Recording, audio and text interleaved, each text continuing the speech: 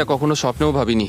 আমি চেয়েছিলাম একটা 9টা 5টার জব, তার জায়গায় আমাকে একজনকে খুঁজতে হচ্ছে যে কিনা পাহাড়ের মাথায় একটা পিৎজা অর্ডার করেছে, আর সেটা আমায় দিতেই হয়। 6 ঘন্টা হয়ে গেল, সূর্য আস্তে আস্তে ডুবে যাচ্ছে, ওপরে যাচ্ছি, পিৎজাটাও ঠিক আছে, এর চেয়ে ভালো আর কি হতে পারে।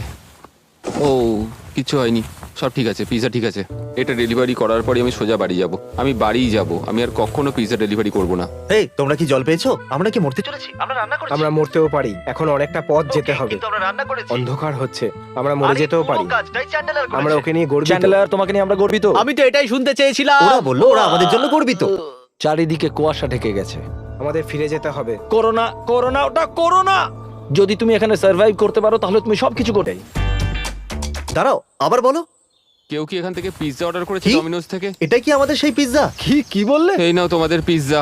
আরে সত্যি ইয়ার কি হ্যাঁ। করছো না তো? ও সকাল থেকে ঘুরে যাচ্ছি, হ্যাঁ, এখানে আসতে কত সময় লাগলো? প্রায় 6 ঘন্টা। সত্যি? হ্যাঁ, কিন্তু তোমাদের ও, পিৎজাটা তোমার নিয়ে পিৎজা তো এসেছি। দেখছি একদম ঠিক রয়েছে।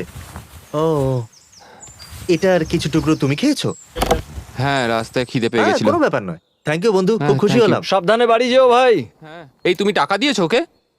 যাচ্ছিল, চলেই গেল। ও শুধু এখন বাড়ি যেতে। রইলো ঝোলা, চললো ভোলা। চললাম আমি এসব কাজ করব না।